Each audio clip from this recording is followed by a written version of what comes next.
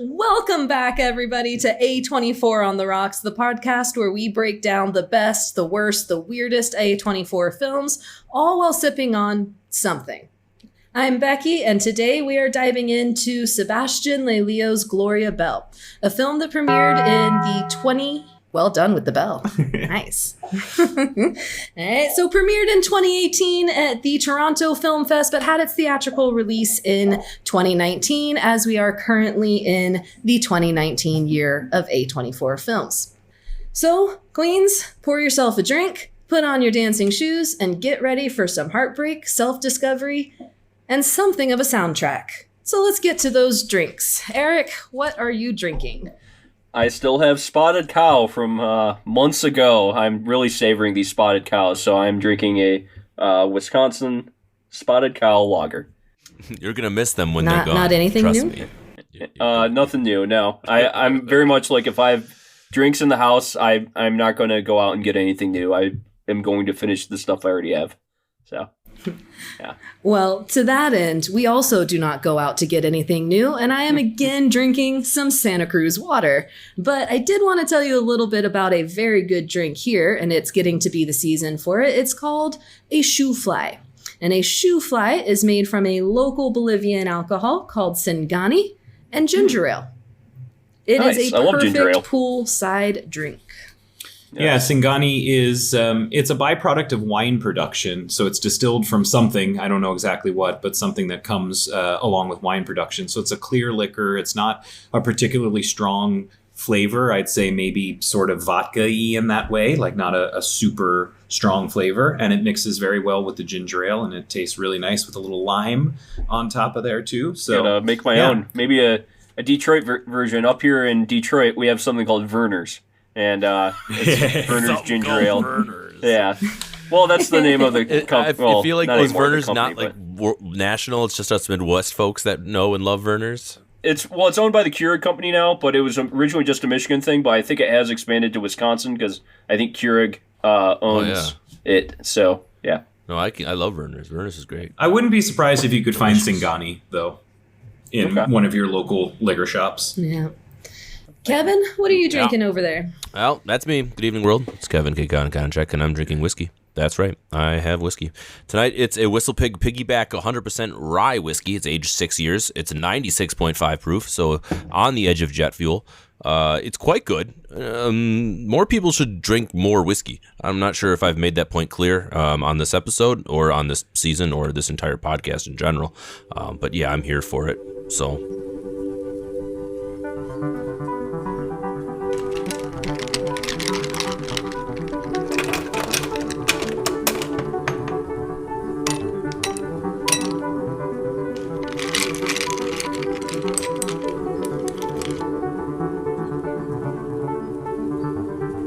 A24 on the rocks. So, we are talking Gloria Bell. Gloria Bell stars... See, you even have it's me just on going to the throw her lead. off this whole goddamn episode. Way to go. Just random timing. Ding! So, starring the legendary Julianne Moore, who is playing a middle-aged, although I do want to add here, she is in her 60s, playing a middle-aged woman. Just to be clear. She is beautiful. Yeah. Playing a middle-aged woman, navigating love, loneliness, and the late-night dance floors in Los Angeles. But what makes this film really unique is that it exists because of Julianne Moore herself. So after seeing Lelio's 2013 Chilean film, Gloria, which is a shot-for-shot original to remake movie here, Julianne Moore was so captivated by the story that she felt that she had to be a part of it. She reached out to Lelio, and the two met in Paris to discuss the idea. Moore even told him, "I don't want to play this character. I am this character." And Lelio, who had just won an Oscar for A Fantastic Woman, was initially hesitant about remaking this work, but it was Moore's passion who won him over. He later said that it was impossible to say no. It was like Gloria herself had come to life and was asking me to do it all over again. So he did not change this story, but he put in who he felt certainly made this movie a movie. And that is going to be a huge theme of what we are discussing here tonight, because this movie is about one thing and one thing only, and that is Gloria Bell. All right, so let's jump, or Bell. Let's ring ourselves in to the start of this movie. There we go. All right. And we get an opening scene with Gloria in the nightclub. She's there, she's dancing alone. She gets an awkward encounter with a man there, but we do get some pretty relevant information to set this story up. So I'm curious, Kevin, what did you get from this intro nightclub disco music theme? Well, she's single. She attracts a lot of men, maybe on her own choice, maybe on her not her own, a little bit of both. It shows that she has interests on making those decisions on her own. She clearly enjoys the dancing aspect. She's not just there necessarily to get with the men, and it's clear that it's somewhere she's comfortable with, somewhere that she's been before, somewhere that she wants to go, she's going back to. And that's more or less the kind of the gist of it. That I think my interpretation is that she was looking for something, but you don't really know what it is right away.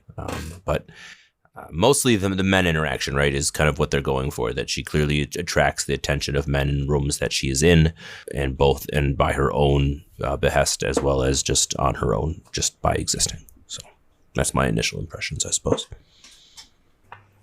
Did anybody pull anything differently?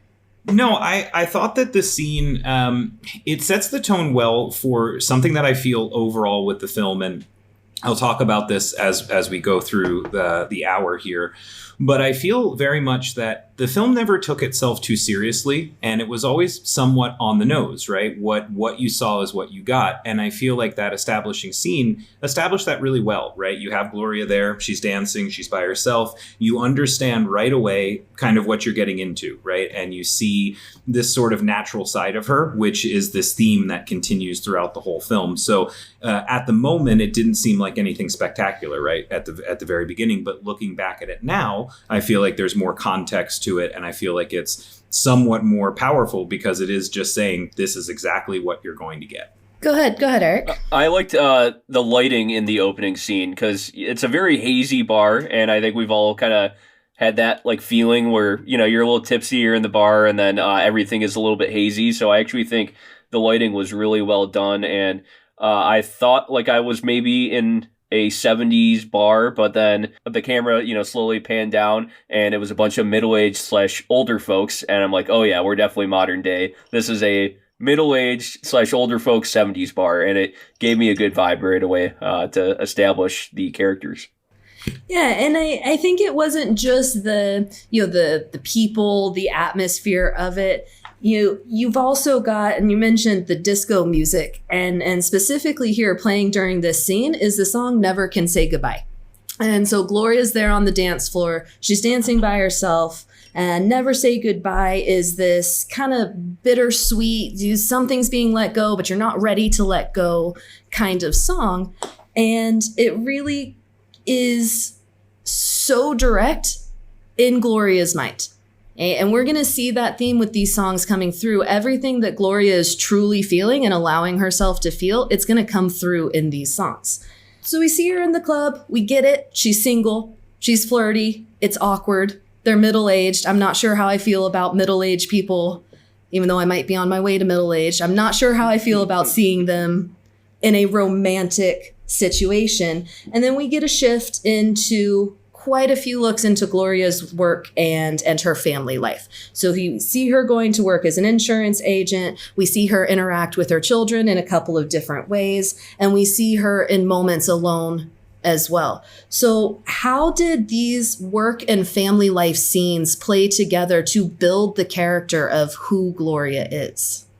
Well, I think that one of the things that I really appreciated about this film was the pacing. I liked how we established these sorts of things about Gloria's family, about her personality, about the world around her in these sort of fun and quick ways, right? I didn't feel like we lingered or stayed too long anywhere, but it gave you this really good idea of the fact that she was pretty much just a normal person, right? A little bit upper middle class LA. I felt like that part was a little hard to connect to personally, but you get the sense of like, she's a normal person. She's sort of your every woman in some ways of that age. She's dealing with, these family issues. She's dealing with work issues. There's these discussions, that you hear about real life issues too, that it just establishes it as her being a normal person. And right away that you're going to be following this kind of normal middle-aged woman and whatever her story is to be told. So I liked how it established it. It showed you all of those things. It trusted you as a viewer to put some things together. It didn't have to hit you on the head with all of these details. You could kind of paint the picture there.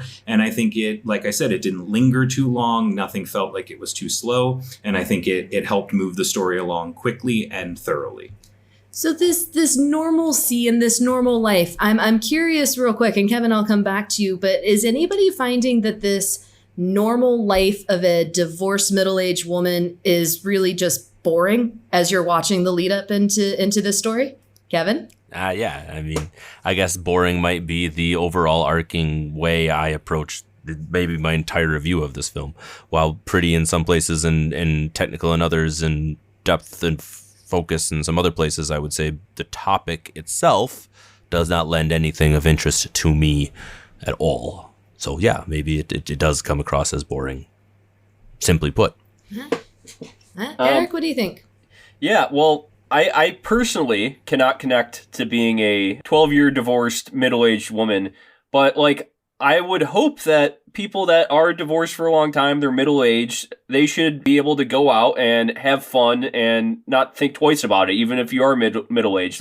I hope that those people that have been divorced for a while and they're middle-aged are going out looking for people to even just hook up with, looking for casual sex and or looking for maybe a partner to date.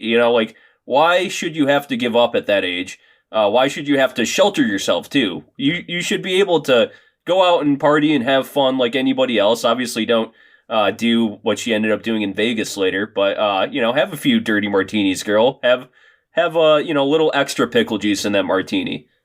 I don't know. I think Dan talked about it earlier. He says it's easy to kind of picture it, right? It's easy to see the scenario.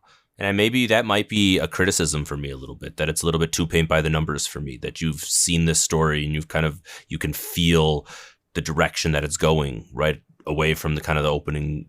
What movies salvo. have you seen this story not before? movies. I'm talking about real life. So as a slice of life film, I feel like I knew where the direction of this story of this type of person was, whether it because I've met people in my life that I can relate this to. I think it's really important in the slice of life to have that, right? Where you kind of can be like, is this real life? Am I a fly on the wall type of scenario? So no, absolutely not. As far as where have I seen this before? I don't think I have.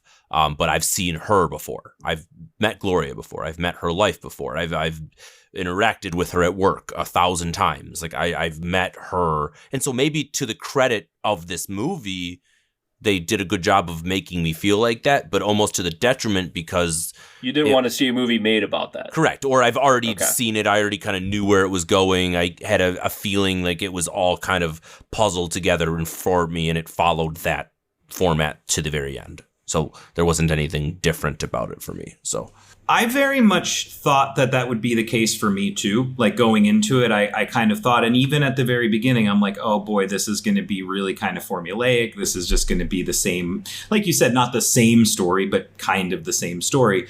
But I came to appreciate it more as I watched it, because I think all of that mundane, it's like King of the Hill, the humor of King of the Hill is it's the beauty of the mundane. And I feel that way here too, where there wasn't really a spectacular story to be told. It was more about her as a person and about these universal kind of themes. So I agree, Kevin, that it does establish this sort of mundane normalcy, this middle-aged woman routine. But I don't think that took away from the story the way that I thought it might have before I watched it, or even when I first started watching it. I will put some contention to this point. I bet you all $2 million if you sat down before this film and said, yeah, that girl is going to get blackout drunk with Samwise Gamgee in Las Vegas, and then she's going to end up paintballing John Turturro in his driveway. You wouldn't have guessed that, and you would owe me $2 million. No, you're probably right. But would I say that she would have had some awkward love interest with probably someone drunk, either at a public place or with her ex-future? I would have been like, yeah, you could have figured that out that's easily. just a general thing. Right, but it doesn't just mean because you add paintball and some random A-list actor doesn't mean you get away from having creativity. But no, the specific parts of this film, though, are definitely creative. Paintballing somebody in their driveway, like... I've never thought about that. You guessed that was going to happen as it was coming. Absolutely not. That is not my point, and you are absolutely trying to fishhole me into something weird. No, I'm not. I'm just saying, you maybe guessed the general plot points, but they were creative as they got to them. So. Sure, fine. It doesn't mean that I was entertained by their creativity. Okay. Well, and we can't we can't expect the actual happenings in this movie to be anything less than spectacular because, again, it is Julianne Moore. And if she was going to do this, she was going to do this in a way that nobody else can do it. And I think this ties very much into that idea of this is a normal woman and a normal wife because Julianne Moore, she wasn't the bright, shining Anne Hathaway smile through all of this, where everybody just knows, oh, you are confident, you are beautiful, you know exactly who you are. She's got that little smile, and she does laugh loudly, but she drops it quickly, and you see real self-consciousness coming into play. And I love hearing men arguing about the view of this because I understand so many sides of this, and I love seeing a fiery passion come in. I see it, we know that it happens, but it kind of bores me no matter how exciting the stuff is versus appreciating and enjoying a true reflection of who a person can be. And I might say her name too many times tonight, but Julianne Moore is the only person who could have done that.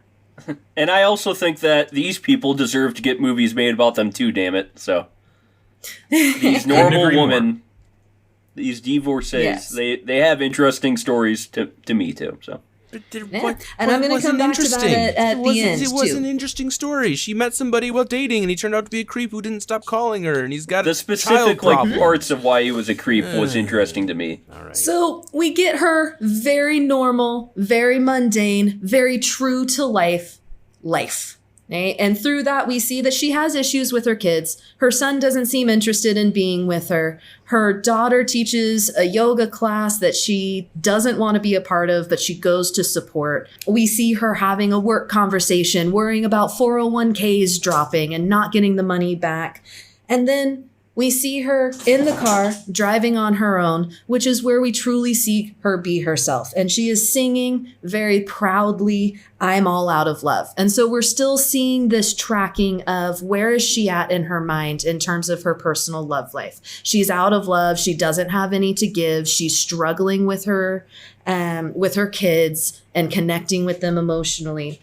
And then we shift to meeting Arnold. All right, so we're back in an LA club. We have a first awkward encounter with another man, and then we have the horrific opening line sitting at a bar of a man looking at a woman, seeing that she's sad, and asking, "Are you always this happy?" And I wanted to slap the man at that point. Gloria takes it in stride. She smiles, she answers brutally honest, some days yes, some days I'm not, and we see them start to hit it off. So this moment, the meeting at the bar, and then how it progressed through the evening to what looked to be dawn time sex. Did that ring true to you with your experiences in bars and meeting people and trying to pick someone up? Did any of this feel like it could happen? I guess when you're younger, you're expected to have maybe a little more game than that. But when you're an older person who's divorced, at that point, they don't care as much for the pomp and circumstance of like pulling out a very creative line or charming line or something. I think the people that go to that 70s disco bar they're like older people looking for casual sex with other older people. And so I think at first when she met John Turturro's character, she definitely thought okay, Arnold, he's just a guy interested in having casual sex for the night. And we later get that when he calls her and she's like, you want to, meet me again? I think she had actually been to that bar several times and has had casual hookups with several guys. And I don't think at that age people expect to break out game as we say it. So I think, yeah, that's realistic for sure.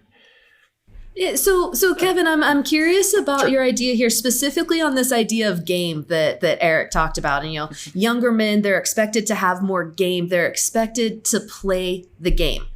Why are we not seeing this play the game? Eric said they're not doing it, but why wouldn't they be? Well, the sex is good. So that's helpful. Obviously, the sex scene had a point where they looked like they were enjoying themselves. So I'd say that calling back is helpful as far as the game. The shock, no one's probably asked her out after the casual hookups. I hadn't really thought about it the way Eric posed it earlier, like how frequent she might be going to this club. But you're right. The way that she was very surprised that he would call her and ask her out on a date made it feel like that doesn't usually happen after these interactions. Also, the way he asked her how often she goes there, and she kind of made it seem like it was a pretty regular thing. After 17 years or whatever, how many 10 plus years, you could figure out she knows what she's doing by now. She knows how to, work the system, knows the guys that she can dance with, the ones to say no to, the ones that are, actually into her, any of the above. And at 50, whatever, I'm assuming, because they never really mention age. We know what Julianne's more actual age is. I would say mid-50s would probably be. Oh, we do know. She's like 60 because like her friend's she's 64. 5 She's years. 64. 60. Okay, well, there it is then. So they did a good job of portraying her age in that circumstance. Maybe she just had some curly hair. She liked curly hair. That was it. And no game needed when you look like him. Let's say the lack of game thing. I think it's a theme that you see. There's no nonsense. There's no bullshit here among the group of people, right? Among this older group of people that are out. They're mostly divorcees, right? They're mostly been there, done that, adult kids, whatever. So I just feel like there's no need for the game, right? In their mind. And I don't know, I'm still 25 years removed from that age, but I would certainly think that if I were that age in that situation, and I certainly won't be, love you, dear. If I were in that situation, I've never had game. Let's be honest, Kevin, you've known me for 20 years. Yeah, I've never had game, but it is what it is. It's true. So I think there's that. But getting back to Becky, your original question of was this plausible? Yeah, 100% this was realistic. The entire thing about the film and why I appreciate it, and getting back to what Kevin said before about the mundane thing, is it's just I see myself not as a 64-year-old woman in a club, but like understanding all of those things and feeling so real. Like even when the daughter's like, oh, this is my big wave surfer boyfriend from Sweden, as like laughable as silly as that is, I looked at Becky and I was like, yeah, he's from Sweden. It makes perfect sense, right? Like he would be Swedish or Finnish or, so all of those things, even the somewhat more outlandish, not that they were still quite grounded, but all of those things felt real. And so, yes, that moment in the club, those interactions, 100%. And just piggyback on that one, I don't know if any of us here know people with like eHarmony profiles, like older people with eHarmony profiles, but you can literally put how much you make every year. You can put like your personality type, what you like, your exact interests, and then they connect it for you. And then you meet up with somebody and it's just like, well, we don't really have to like do this whole pop-in circumstance of wooing each other. Like we had this eHarmony profile and we've connected with each other. Let's just get to, having dinner, having a fun time, and maybe hooking up later. So Eric, then follow-up question to you. It seems like you frequent eHarmony. So what exactly is your experience here? I do not. I'm talking about my aunt. I'm halfway married. He's actually a Christian Mingle, Kevin, Christian Mingle guy. But Kevin, wasn't your mom on Farmers Only? Oh, yeah. So we don't like to talk about that time in her life. It's Farmers Only? I don't know this. I don't think I want to. It's a real thing. A24 on the Rocks, proudly brought to you by FarmersOnly.com. So and Christian Mingle. They're meeting in the bar. Tina, come get some ham. Perfect. Come get some ham. Perfect. Oh my So God. they're in the bar, they meet, they clearly hit it off. They clearly both love dancing. They're having a good night. They have what looks to be like fantastic early morning sex. And things start to move forward a little bit. So there is clearly drama within Arnold's family. And that is coming in the form of his super needy, super dependent daughters. So when we first start hearing about this, up until the very end of the movie, we only ever see Arnold talking to the daughters on his phone. We don't know them. We don't see them. So this distance that's created through this unknowable, unseeable piece of drama, what would have been your reaction? You're starting to date somebody, and then you hear this kind of conversation, this kind of neediness coming from full-grown adult kids of the person that you're seeing. How would you react? I think it's different between that being the situation and then letting it affect the relationship as much as it does in this movie. Like Arnold constantly picking up the phone or leaving situations or making beholden to those. That's what really trips Gloria out. And I think she has every right in the world to tell him to suck it up and be a man and just deal with it. Like that was realistic as fuck. Like that pissed me off. Like that would irritate me. Like I did empathize with Arnold. Like, yeah, what does he say? You divorce the wife, but you don't divorce the kids. Like that's real. I'm lucky that in my divorced family, my dad loves me as much as my mom, and they took care of me both equally. But it's not always the same everywhere you go. So from that perspective of the film, I mean, again, I don't think my hate of this film has anything to do with the realism of it. I think it's very slice of life, and it makes me feel incredibly slice of lifey, almost to the point of where, like I said, it's boring me because it's so slice of lifey that it could be just a regular story about divorced parents, and that's the reality of it. And those kids suck, and it sucks for Arnold that he's put in this situation and is in a situation where he can't develop as a person because he's constantly tethered to these people who, as his own description, don't do anything. And that's got to be brutal, right? So now you're divorced and you can't get rid of your kids. So you're trapped in multiple places. And the girl you were in love with won't pick up your phone call. Like, ugh. It's easy to say that it would be a red flag. Like I would immediately see that and be like, that's a red flag. But I'm also not 12 years divorced. So, and it seems like this guy is one of the first people that's called her back after a night of casual sex in a long time. And so she is needing for intimacy. She's lonely. She's 12 years divorced, and she wants somebody to sleep with at night. She wants somebody on the other side of the bed with her. I completely understand that longing and maybe tossing aside some red flags because you're lonely. That's I think a very human thing. To me, it was more, I think I became frustrated with Arnold in that situation because he just seemed so meek. He was so meager and so meek. And you had these moments of when he was, opening up more to Gloria and things later in the movie where you see that he's actually like a pretty rounded guy, but he just seems so meek. And in those moments, you really do wonder, would he ever handle that? So Becky, back to your original question, if I were in Gloria's shoes in that situation, yeah, it would certainly be red flags if I wasn't, like Eric said, 12 years divorced and whatever. But I think me in just my life in that situation, yeah, absolutely. Maybe not enough to call it off just yet, but enough to be like, whoa, this could be an issue.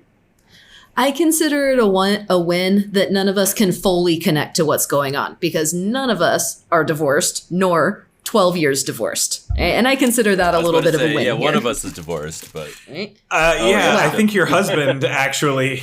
is divorced. Whole dark period where I didn't know Dan at all. Dan blacked out for that whole. No, that's true. Kind of forgot about that. Just actually, a black hole. No. Now there is one particular scene. It's probably why I'm epileptic. Oh gosh! You can't blame her for things. You can't blame her for that. Now there is one particular scene that I have to understand what you guys get from it, and it is Gloria's waxing scene. So Gloria goes, she's getting waxed, she's getting her hair removed, and I am really curious if any part of this meant anything to you. No. People get waxed. Sex, she's like, I'm going to have more sex now. I'm going to have get my undercarriage cleaned up. And then I'm going to have an intimate conversation with my beautician. No. I took nothing from it. It was See, I also nothing. have two He's so sisters eloquent. and a very outspoken mom and a more quiet dad, and so I have a lot of feminine energy in my family, and I also they overshare about personal things. So I was like, all right, yeah, she's getting waxed. I don't know. I didn't think twice about it. I mean, so. it wasn't awkward. It was just another scene. It was just. I saw it more from my perspective as a moment of you saw her being more open with somebody else because she had been kind of open with Arnold, right? She was in this right then kind of a good situation, was kind of happy maybe for the first time in a while. So I saw it more as her like wanting somebody to be like, oh my God, and this and this and this. So I took a little bit from that because it is a weirdly personal thing. Like I find it weirdly personal when someone cuts the hair on my head or shaves my beard, let alone, I'm not letting anybody wax my package. I think there's something to be said about the pessimism about. Never mind. I'll rant about pessimism in film, and that's not bad time. You go ahead. We'll talk about my pessimistic attitude at a later date and time. Let me just bring some woman into this a little bit. She had the jitters while she's in there. She is word vomiting to a person who is safe, because if there is one person that we as women will share all of our secrets with, it is whoever makes us pretty. Whether that's our nails, whether that's our hair, it doesn't matter. We word vomit and we think out loud and we get it out. And you see Gloria going from not really being able to talk to other people, and certainly not about herself. Every time we've seen her speak to other people, except for with Arnold as they're starting their relationship, she's talking about them. She's helping her work friend. She's trying to get her kids to talk to her, but she is not talking about herself. And then all of a sudden we get, in the midst of the hair being ripped off of her, this word vomit and deciding to go a little bit closer than she normally does because she is hopeful for the relationship coming in. So I wanted to ask about this one specifically, not because I thought it'd be awkward for guys, not for any of that, but the idea of a woman of any age feeling nervous about a new love prospect is one of the most universal feelings that we all have inside of us. And I think it's a point that was portrayed incredibly well there. Yeah, I agree. Yeah, I mean, maybe again, I think this goes back to the attitude I had going through the film wasn't fantastic, right? So I'm not taking away the deep moments necessarily as much as I would be otherwise, looking for meaning in things. You had mentioned the scenes where she was singing the songs, like those kind of bugged me. They just felt like 30 seconds of wasted film while she was singing karaoke to herself in the car. Now, I'm sure there was internal meaning about the lyrics in every moment, and I could break it down and I could feel better about it. But at the moment, while I'm watching it, and the point of a film is while you're watching it, what you're enjoying, whether or not, blah, blah, blah, blah. But that was one of those scenes and you where ask yourself, I could... why do I care? Yeah, and I definitely found myself asking myself, why do I care throughout the entirety of this film? That's just me, and I'm glad we have differentiating opinions when it comes to this. And I do find it unique, though. You're probably right. If I broke it down a little bit more, like that scene, she would be more vulnerable than any other time in her recent life, and she probably hasn't done that in a while, right? If she doesn't have regular sex with people that she cares about, so that might be a thing as well. But yeah, okay, I'm done. I guess I just thought like it was just showing her in her natural like form process, and that the film didn't give us a chance for her to open up to somebody yet. I just think that like we hadn't gotten there yet, and so that was our first scene where she really was talking more about herself. But Yeah. Kevin, I just have to jump in about the car scenes and the singing. All right. And I agree, on the surface, definitely a waste of 20 seconds of film. But no, because like I said, from the very establishing scene of her in the club, the movie, she mentions her name. She says her name / the title of the film within the first 5 lines of dialogue. Right. She says, I'm divorced within the first 10 lines of dialogue. Okay. The songs that she's singing directly reflect how she's feeling, what's going on, setting the tone, showing major themes for her. So I thought it was incredibly on the nose, but at the same time really well used, because I think the whole movie was on the nose because reality is on the nose, right? Okay. So yeah. I actually really appreciated the way that the car music was used. So Hey, had to get I love that. That's cool. I also staunchly believe that not everything in every film like has to move the plot forward. I think that it's okay to just hang out in a place for however long, as long as it doesn't get too boring. And of course, if you got bored, that's You can say my opinion's wrong, man. It's okay. No, I'm not saying it's wrong. That's just like your opinion, man. Yeah, I've never felt more like that in that moment until right now. Yeah, well, that's just like your opinion, man. I love. He really draws that out. Yeah, he It's a really long does. quote. Anyway. Yeah, you quote it a lot faster normally, like in life. I just did. Yeah, exactly. There you go.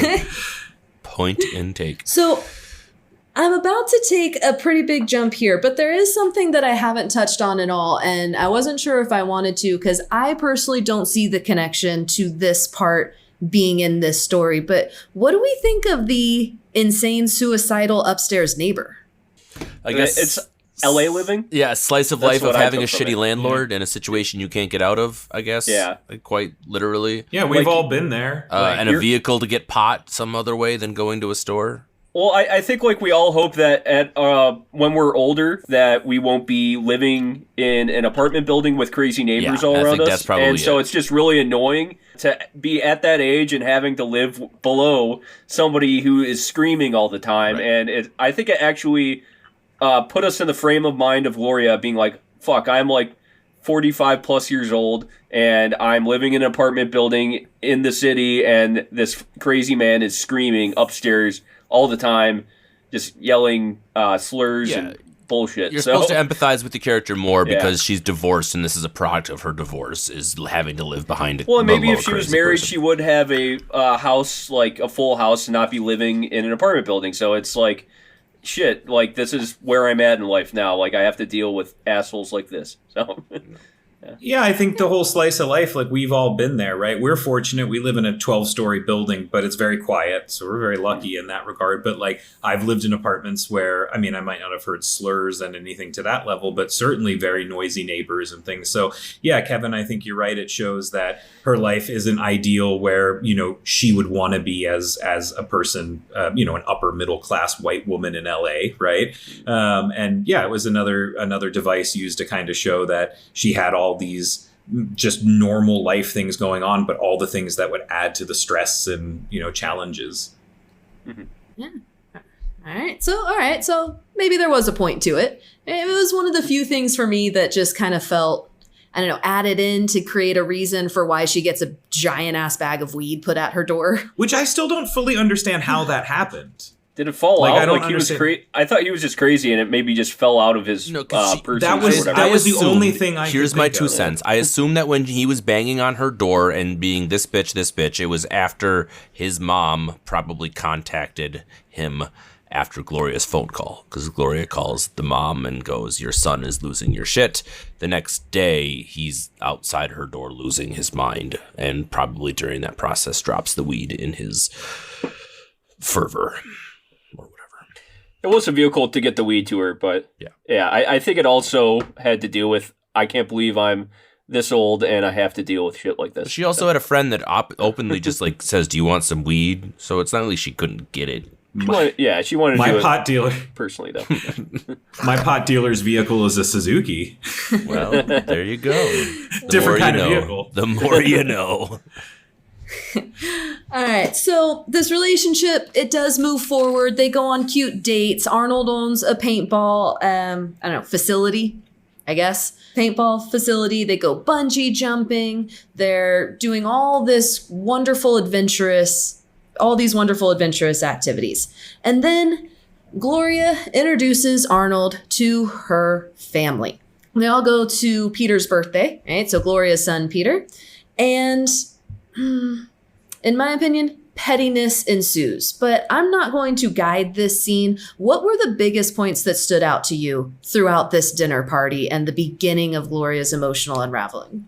I thought it was brazen for her to invite someone as quick of a relationship to a party that was super intimate with a lot of people. I was kind of on Arnold's side when he goes, how could you do that to me? Maybe not so much in the, how could you have an intimate moment with your family? That's not so much what I'm complaining about. It's more the putting him in that situation at all and inviting him to that situation. it was clear that she had been telling the family something a little bit different than the reality, right? At one point, Peter's like, I hear you own an amusement park, right? And he's, it's a paintball ranch. I mean, whatever it may be, maybe Gloria was making it feel bigger in the conversation with the kids, or maybe Peter was making Arnold feel bad. I don't know. That scene was hard to deal with because I felt empathetic for Arnold more than anybody else. I was like, I feel why you wanted to run. I also kind of was oddly empathetic with Gloria's ex-husband a little bit, as far as the like, man, I just found out my daughter is pregnant and moving out of the country. My son is dealing with being a single dad. I left my family, whatever this history was that. Like he gets drunk and says that, I wasn't there. That's the reason for their divorce. So I guess I was more kind of like interested about his story than anything else. I don't know what that says. I think I'm probably a weird person for this because my family has been really heavily affected by divorce. And so I think about it, like not in a really negative way, but just like how my entire life, since my parents got divorced when I was 8, has been affected by the dynamics of a divorced family. And so that scene especially was particularly heavy because I've seen that before. I've seen my parents have to be in the same room with each other and how awkward that can be and how new partners are involved in different dating perspectives. My parents are remarried now, but I will give that scene, I guess, the credence or the credit as being kind of the one that for me was most realistic and the one that was most entertaining and gripping and held me, even though it did have a bunch of pettiness and everything else involved. It was entertaining for what that's worth. Yeah, I felt like it was probably the realist scene as well, Kevin, and I think it was my favorite scene of the whole movie, aside from maybe the paintball scene toward the end, right?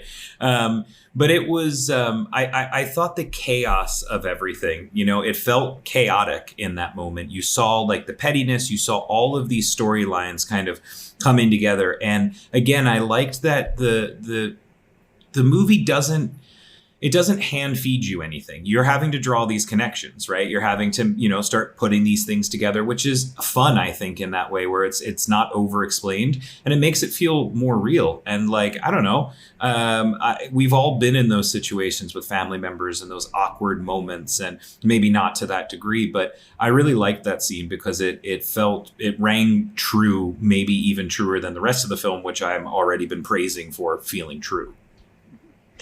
I think there was a lot to digest in the scene. The fact that Gloria told her ex-husband that her daughter was pregnant. I don't think her daughter wanted him to know at all. I don't think she wanted that to be a main focus of the night.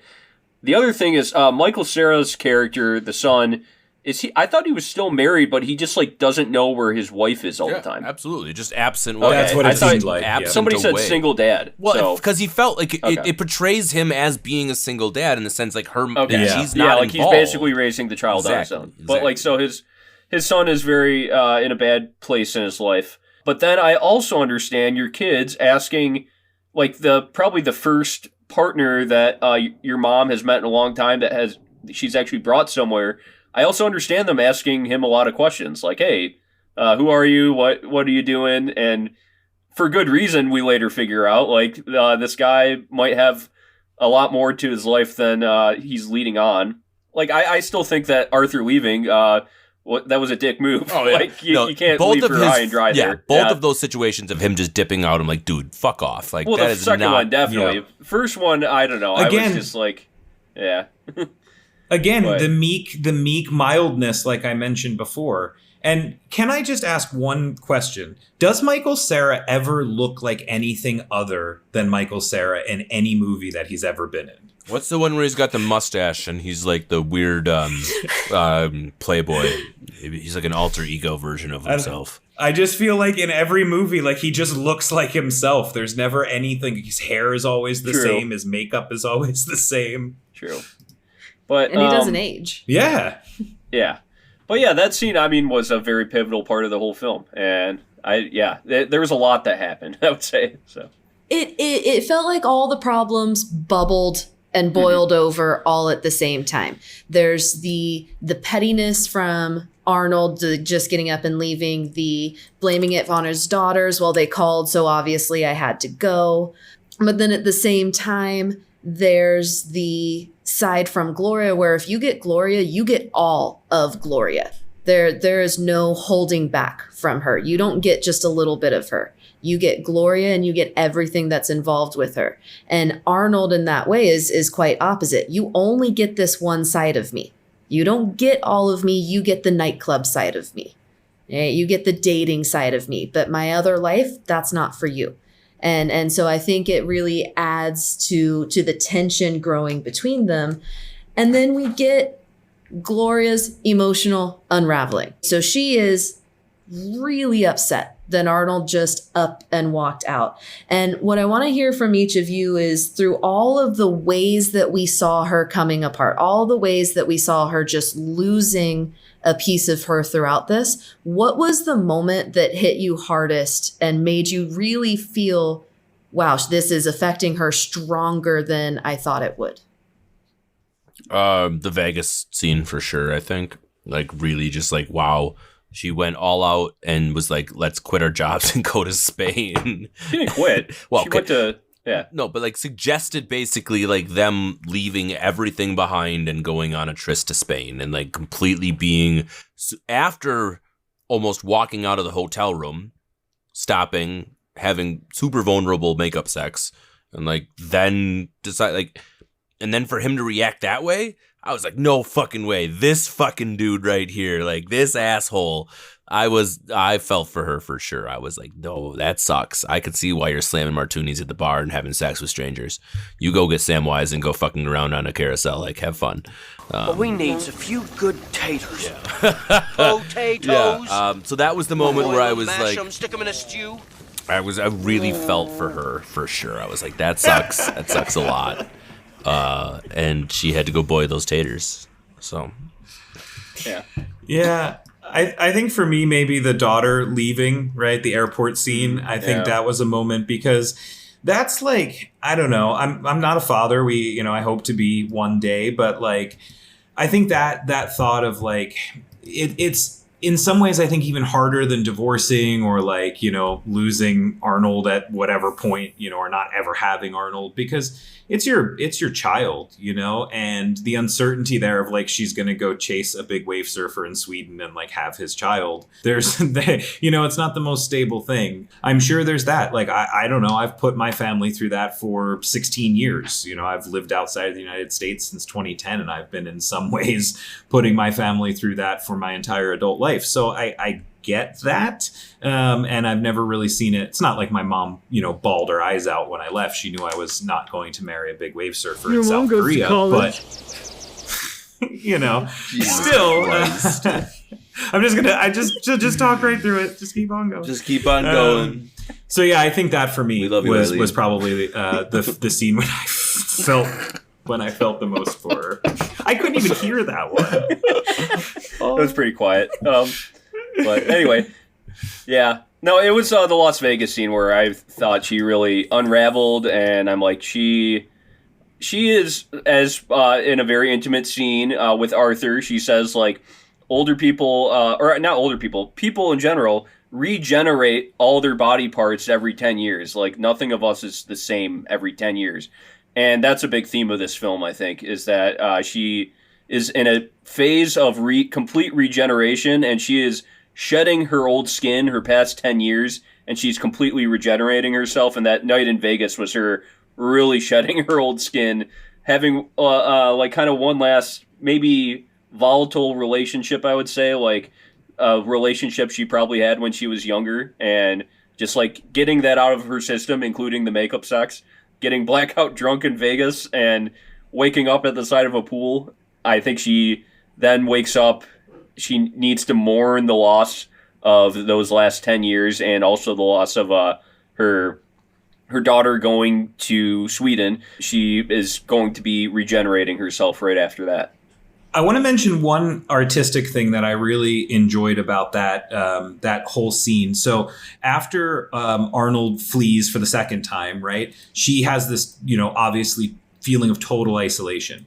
And one of the only really artistic elements of this movie that I really enjoyed was as she was leaving, she's going up the escalators into Caesar's Palace out of the casino floor, right? These big, bright escalators. There's no one else on it. Oh, yeah, that was very good. Runs, that was a good shot. Yeah, she runs through the lobby of what should be a completely bustling, giant Vegas, casino resort, and there's nobody else. And I was like, that actually kind of caught me. Again, it's sort of on the nose, as a lot of the other elements in the movie are, but that caught me as one of the cooler artistic choices, I think, through the film. Yeah, no, I think it's hard to choose. I do think it's hard to argue against the Vegas scene. I mean, that was there meant to be that turning, well, not really a turning point, the rock bottom. They're meant to showcase that rock bottom. Rock bottom for Samwise, too. Like, he's come a long way from the Shire. Jesus Christ. See, I kind of feel like that'd be a step up. I mean, that you're talking about Shire? Julianne Moore here. He should be growing potatoes in the Shire. Got to it. I think he had like fell 12 off the kids in the carousel Shire and hurt himself. He would have abandoned his 12 kids in the Shire. It sounded like a broken bone when he fell off that spinning thing. Like he wrecked his shit. I don't think he actually made it with her, to be honest with you. No, yeah, she went back to the pool with all she her woke clothes up on. fully clothed. Yeah, fully clothed, just missing fully one clothed, shoe. only one shoe. Yeah, no, Yeah. Samwise Which I did not appreciated close the that there deal. wasn't like a sexual assault element or something like that. Yeah, I was worried did about that. appreciate Yeah, I'm because like, he like creepily I was too. put like, "Hi, nice to meet you. Let me put my arm around you awkwardly immediately." Because again, Yeah, sadly, it did get creepy for a second. because sadly that would have been slice of life, right? But it wasn't tonally. It would have destroyed the movie for me a little bit. Well, So. she Oh, was it would've also absolutely wrecked clearly it. drunk, so he was taking advantage of that fact. Right. Yeah. Blah blah blah. Yeah. But my Fucking favorite in Samwise. all of this is paintballing the house. Yes. I don't think it's the strongest moment, but that was by far my favorite action that came out of this Fallout. Just taking his paintball gun, splattering the house. His daughter is apparently either a softball player or a wrestler. Sorry, Kevin, but either a softball player or a wrestler. She comes barreling out, She's yelling at him. unemployed. I think I that mean- was my favorite. Yeah. So a She softball player or a could wrestler. be Because it's doing female either sports. for fun. But Yeah.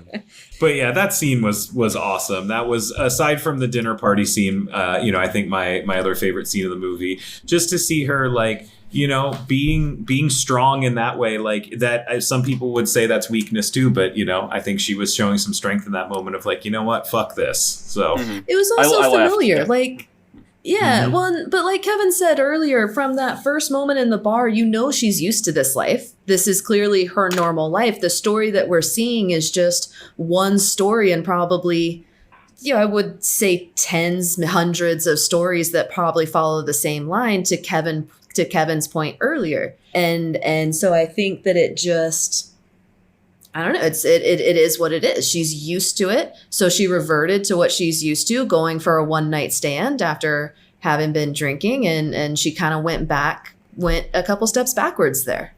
Mm-hmm. Yeah, she was regenerating, I would say. Worst scene in the film, though, was when she was meeting with introducing Arthur to her two friends. They were all talking about, gun control. But then she says at the very end of that scene, when the world blows up, I hope I go down dancing. That was that hit me right in the gut. Right, I was right like, in the this is awful. awkwardness, like, oh Jesus Christ. I'm like, but maybe a middle-aged woman would say something really cringe like that. But yeah, exactly. or a middle-aged man. Was, either or. Yeah. Sorry. But she was just trying to be like the ray of sunshine. You saw that in many, many places. And I think it was a cover for, some of the unhappiness that she was feeling. So in that moment, things got heavy. There was actually like debate about a serious issue. And I think that was totally the way that a woman in her situation would try to turn the conversation. So I agree, super duper cheesy on the surface. But I think that's exactly Realistic. what she would have done. Yeah. Okay. But I do have to disagree with you, Eric. I do not think that is the worst scene in the movie. I think that is when fucking Arnold is reading poetry to her on the couch. Yeah. And no, maybe this points out how unromantic of a person that I am, but that made me want to puke. Now, I liked the poem. I know that poem. It's all about no matter who we are or what we are, we'll fit together no matter what. And it fit the story. But the moment made me want to puke, and then it made me feel like a bad woman for not wanting a man to read poetry to me. Well, no, some people, like my sister, really hates when people play guitar in a small room, and I play instruments, so I could never play guitar around her, even though I'm her brother, and there was nothing. I'm not like one-on-one singing at her or anything. No. But like some people hate when people just either read or sing or play music at them too. As soon as that phone rang again for the 12th time, I just rolled my eyes. I'm like, God damn it! Like, we've got the point. They're fucking calling him ad nauseum at the most important times. Thank you very much. Yeah. God damn it. Well, I love how Kevin's least favorite scene is not a scene. It spans the entire movie. All the calling.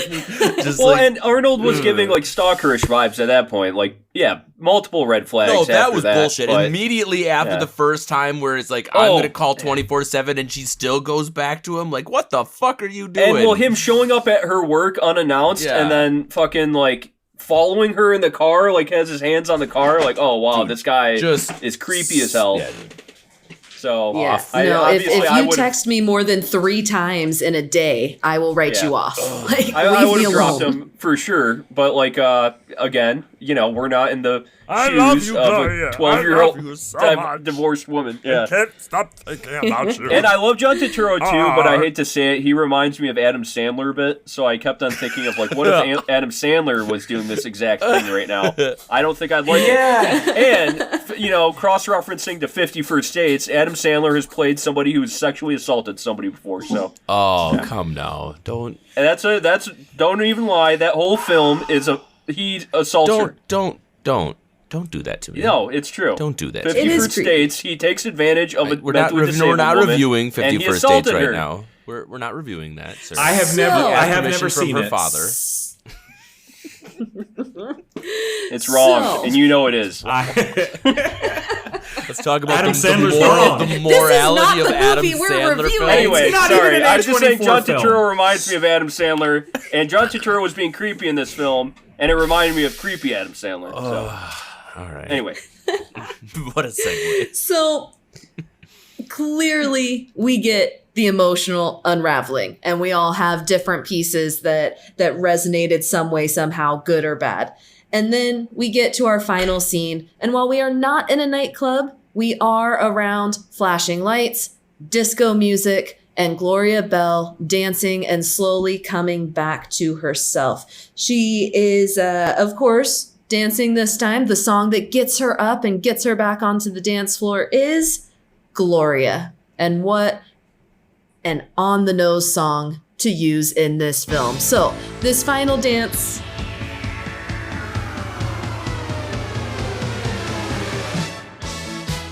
Now, where's the singing, Eric? Sing it. I'll play this right now, and I'll get to the singing part later. No. Anyway. All right, keep going. Keep going as I interrupt you with this music. I just wanted to give a little clip for the crowd. Anyway. That's okay. We have a cocker spaniel interrupting us right now to get the people going. There he is. To get the people going. Well, look, my question here with this final scene is this.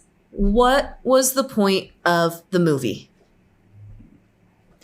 I said it a little bit earlier, but the regenerating yourself, like every 10 years, shedding your old skin, moving on to the next phase of your life, the next point of your life. This was a woman in complete transition. Her kid left, and she dated another man who definitely wasn't worth her time. And she finally, I think, learned a lesson with these shitty men. Because obviously, I don't know how shitty her ex-husband was, but it sounds like they probably divorced for a good reason. Definitely went through this relationship with Arthur and was like, okay, I need to either get used to or get happy with just being alone, or I at least need to up my standards a bit too. And I think that was the point of the film, is that like this is a woman in transition, moving on to that next phase of her life, wiser and for the better. And she had to get all these demons out in the transition. So, yeah. I feel like the point of the film for me, I keep coming back to the idea of universal themes. I am not a 64-year-old woman. I'm not a woman. I certainly hope I'm never in that situation. But everything to me seems so relatable and so real. And at the end of the day, it's just the idea of owning who you are and owning what your circumstances are, and realizing that you don't necessarily need to change those things, and you certainly don't need somebody to help change those things for you. The idea that everybody's imperfect, right? Everyone's life is imperfect. Everyone's missing something, hurting for something, enjoying something else. You know, the original scene at the bar with Arnie, right? I'm happy some days and I'm not happy the other days. And I think at the end of the day, that's the point, is just to have a viewing experience where you kind of reflect on those things. And in some ways you tell yourself, hey, I'm okay too, right? Like, yeah, there's things in my life that aren't great. There's circumstances that I can't control that I wish that I could. But at the end of the day, I can still go dance, you know? I'm not a dancer, but whatever that may be, whatever that outlet may be, whatever it is that, gives you your Gloria moment. So I think overall, it's just a story of being human. Like, I think it was one of the more simplistic but humanistic movies that I've ever seen. So to me, that's really what it was all about. Yeah, for me, it's these people exist in the world. These are real life situations with real life emotions, and these people are real. So maybe when you're 50, whatever, expect this to happen to you if you're an ex-divorcee of X amount of years and you like disco. And Dan, I hate to tell you, there's going to be a lot more of these films in the future, because A24 likes to feature slice of life films. But then you get the whole other end where, people take a bunch of mushrooms and join a Swedish cult too. So here's my 2 cents. Yeah. Can I do? I'm going to soapbox this for a second. I don't understand.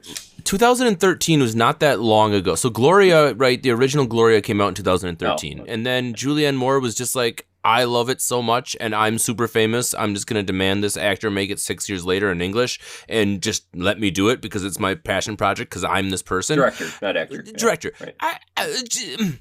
I'm sure the original Gloria probably had some of these same themes and maybe approached him a little differently, but then just to do a one-for-one remake just to make it in English because you can? Just, you're lucky you're Julianne Moore and you're wonderful and you're a person that's great, but I can't get behind it. I just can't do it. It's just, seems like a self-serving moment of just, look at me, I'm awesome. Continue. I'm sorry. So there is a bit of chatter about this, because yes, it is a very recent remake, and this is a shot for shot remake. Right? Of the differences that you get between the films, Gloria, the original film, had Latin music. And the paintballs were green at the end instead of red. Yeah, for what it's worth. But yes, paintballs, jumpster, the whole 9 yards. Same. Right. And it was in Santiago, Chile. And some of the family dynamics were different, right? The kind of cultural connection to what causes family drama, that becomes a bit different, but it is the same movie. And Rodolfo is a way cooler name than Arnold, personally. So Rodolfo. But there has been some chatter about this basically being a Hollywood grab. So Gloria was really Chile's one of their first well-acclaimed films to come out of the country. And they love it. They absolutely love the film. And so there is chatter about, in part, was this remake done because if we do it in an English language with a white lead, we can kill it in Hollywood with this exact same story and we can make more money off of it. And so that conversation definitely exists. Why did this film need to be remade to begin with? That's a very good point. Because I am Gloria. Damn it, I am her. It's what it feels like. Like, look at me, I'm so important. Yes. I have a movie made after me. It's a little bit of a slap in the face to all of the cast and crew of the original one, too, because in some ways you're tacitly saying to them, like, you didn't do well enough, right? Like, yeah, yours is great and there was critical acclaim and, people loved it. And within the film community, it was popular. But, now, like Becky said, we're going to make something that's, distributed by HBO and, has these, mass amounts of But they had to get Sebastian Lelio involved because they couldn't do it without him. So once they had his permission / I'm going to direct it again, then it didn't matter because the director's doing it again, so it's fine. Right, exactly. Yeah. Well, I think for me, I'm going to lead my ending here right into my rating, if that is okay with the three of you. I don't think this movie has a point. I don't think it has to have a point. I think it's a bit of a combination of what everybody said. I think it's just a moment in the life of this woman. She's very used to it. This just happens to be the story that's told. But I love it for that, because what I do get out of this movie is woman empowerment. And I don't say that lightly, because I look at this film and it rings such a different bell than Barbie. Taco Bell. Close enough. Sorry, it was muted. Close enough. So look, I don't seek out these women empowerment movies, but of the two that I have seen in the last couple of years, one has been Barbie and one has been this. And here's what I take from this one. In order for me to feel like an empowered woman, all I have to do is be me and be okay with that. I don't have to search for any perfect anything. Nothing about me has to be perfect. It is okay for me to love myself while still very much desiring intimate human contact with somebody else. And so for that reason, and as a woman, this movie, it did get to me. And I did very much enjoy it, because this is what a woman really is. This is not taking this doll and giving them a voice and pretending like that is who women are and that's who we are trying to be. So I had to take this movie because I don't bring my feminist side out very often. I very much keep it inside of me, but this is a story that I think deserves to be told, because it is every woman to some way, shape, or form. And for that reason, I give this movie a solid B+24.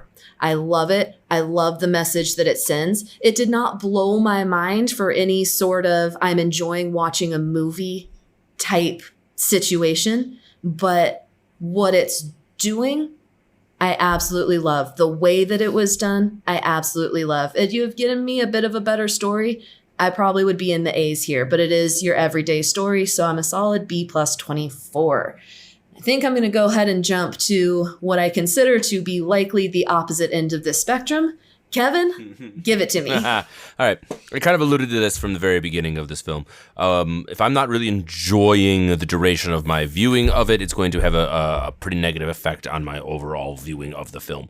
Meaning when I finish the hour and 40 or whatever this end up film, if I don't walk away from it with a certain joy, I enjoyed watching that, I took away X, Y, and Z, I'm already putting it in a tier lower than some of the A24 films that I've walked away going, wow, that was freaking awesome, or that was life-changing, or what I've seen from some of the A24 titles that we reviewed. So anytime I'm reviewing these films against some of the other greater ones, it automatically makes me view it from a different lens. Also, again, I kind of already touched on the reasons why I didn't necessarily enjoy this film. Thought it was kind of boring in parts. I didn't relate to the characters too much. I didn't really take away from some of the artistic side of things that they were trying to portray with some of the deeper meanings. I was irritated with some of the characters' decisions and just what have you. I thought it was 20 minutes too long, and it just didn't feel like a movie that needed to be made. I come to find out that it's a remake, and it makes me even less happy that it was made at all. I'm not here to completely trash it, though. I feel like I love Julianne Moore. I thought she was a fantastic role. She acted really well. She had great emotion. She had just depth of character all the way across the board. I thought that if you're going to make a film about a main character like her, Julianne Moore is a great perfect person for that. She was able to capture the intimate roles. She was able to capture the angry roles, the happy roles, the funny roles, all the in between. So like, I'm not even going to give it a bottom tier grading. I just don't think it's a film that I enjoyed watching. Therefore, it doesn't get any higher than a C24. So it's not an F like you probably thought I was going to give it. It's just a C. It's just okay. And on to the next one. I think you appreciate movies too much to give this one an F, to be perfectly honest. Actually, I don't like movies. Shut up. He's quoted that. He's misquoted that. I have proof right here. I don't like movies. He says it right there. And then I follow up with, I didn't like movies. But he doesn't quote that part. He likes to cut that part out.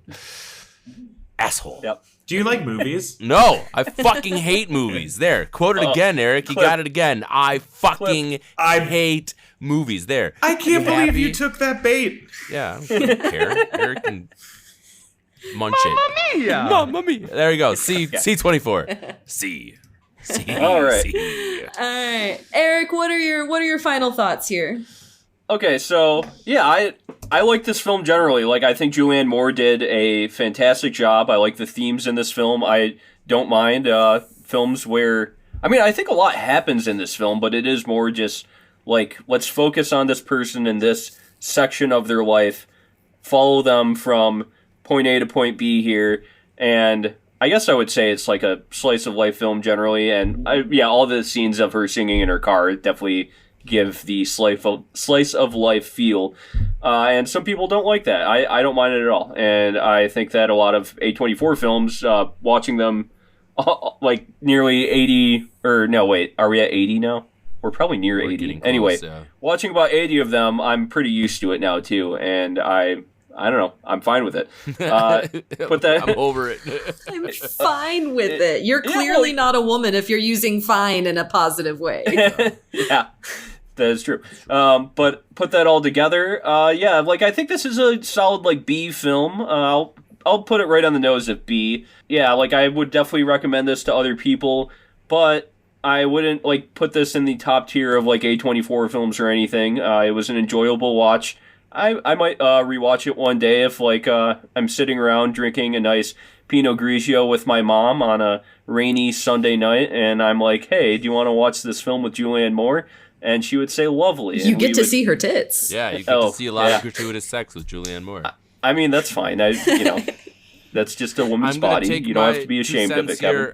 Cole is not with us tonight. I know we haven't mentioned him not being here, but he wanted to point out something.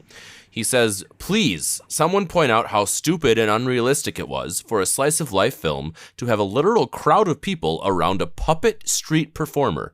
All in caps, no crowds have ever formed for puppets. So we can only infer that is Cole a really good is point. on my Not since, side. like, the 1900s, probably, right? Yeah. Like, the early 1900s, I bet you puppet performing was pretty big. Yeah. But Cole now definitely everybody's gave gotten a this little sick of it. C because of the puppets. I just know that he's on my side. I bet he has to be.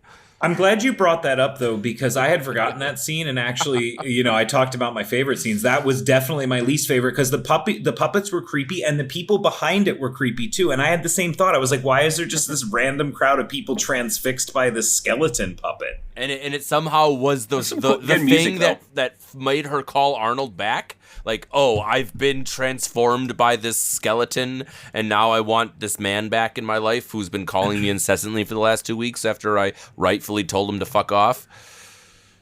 Maybe she had eaten some peyote. I don't know. Some ayahuasca. Or, like, okay, if this is a shot-by-shot remake, does this happen in Chile often? Do people really enjoy puppeteering in Chile? I mean, there's a lot more street performing here than certainly you'd see in North America. A lot of people are out doing it because they're looking for a little bit of money. There are a lot of Venezuelan refugees here, so you'll see those people out doing Yeah. No, it'll be like at intersections, and they'll come out and they'll, like, twirl basketballs, or they'll break dance, or they'll do something to, like, get a couple. Well, you're in Bolivia, though. Puppeteering. You're not in Chile. Yeah, right. We've been to Santiago, and we walked quite a bit, and I don't remember seeing any street puppets. We have some friends that lived there for a long time, so we can ask them. Okay. All right. Well, Overall, I think these ratings were... Sorry, Dan. I didn't get to give my rating. I'm sorry, you started talking and then I just forgot. Sorry. Okay. Dan. Okay, so this is it's a tough one for me because I think of the films that we've watched so far as esteemed members of this panel, it's the one that I've liked the most. And if I had read the synopsis of this, if this came up on HBO Max and you get the 2-sentence synopsis, I would have never given it a second thought. And when I did a little bit of research before we watched the movie, I felt the same way. I was like, this is critically acclaimed, but I'm probably not really going to like it. There's plenty of critically acclaimed films that I don't like, right? And so going into it, I tried to keep the most open mind that I could. And I really enjoyed it a lot more than I thought I would. I found the themes very universal. I found her story, interesting and compelling in its, simplicity, in its slice of life. So there were aspects I didn't like, of course, and I feel like her socioeconomical class and just her general lifestyle was, not very relatable to me and a little bit annoying. I kind of wish she would have been more just a middle class, working class person. But I felt like I took a lot away from it, from a film that on the surface doesn't feel like there's a lot to take from it, right? Or if you just look at it from the outside, if you judge the book by the cover. So for that reason, I think, Kevin, like you mentioned, I judge this against like the movies that I've liked the most in my entire life. And it certainly is nowhere near the top of that list, but it was a really good film. And so I give it a solid B. Eric, I'm right where you are. I think it checked a lot of boxes for me. I would watch it again in the future, or, I'd watch it with, some friends or in the right situation, because it was enjoyable. And I would take that ride again, maybe not for a year or two, but yep. So solid B24 from this guy. All right. Well, sounds to me like it's a somewhat recommended watch overall. I'd like to end this with a little bit of a love letter to the movie. Just like that, our dance floor is cleared, the music has faded, and we are left with nothing but ourselves. Gloria Bell isn't just a movie, it's a reminder that life doesn't stop at heartbreak, at loneliness, or even at an awkward bar conversation. It just keeps going, and maybe that is the whole point of this movie. Julianne Moore gives us a Gloria who stumbles, who aches, who laughs a little too loudly, but she never stops moving. And in the end, when she's dancing to Gloria alone, yet coming back completely alive and into herself, it's not just a scene, it's a manifesto. Keep dancing, even when no one's watching, especially when no one's watching. So, listeners, thank you for tuning in to A24 on the Rocks. If you like this episode, be sure to subscribe, leave a review, or just tell a friend who needs a little A24 in their life. Next time, we'll be diving into High Life, so get your next drinks ready. Until then, stay weird, and most importantly, keep dancing. Yeah. And we're out. Well done, Rebecca. Let's give this girl a round of applause. Woo. Well done. There we go. Gloria, Gloria. Don't you think falling if everybody wants you?